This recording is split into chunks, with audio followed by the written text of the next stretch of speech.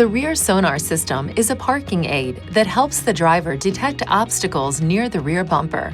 The system is activated when the ignition is in the on position and the shift lever is moved to the reverse position. The system automatically deactivates at speeds above approximately 6 miles per hour and reactivates at lower speeds.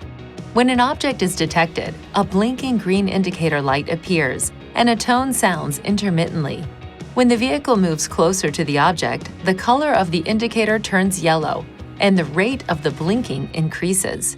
When the vehicle is very close to the object, the indicator light stops blinking, turns red, and a tone is continuously heard. Press this button to disable the alert.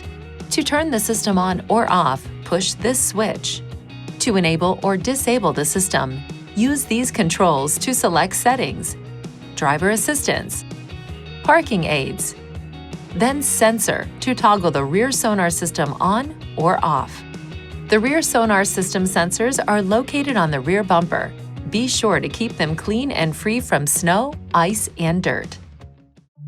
Please see your owner's manual for important safety information, system limitations, and additional operating and feature information.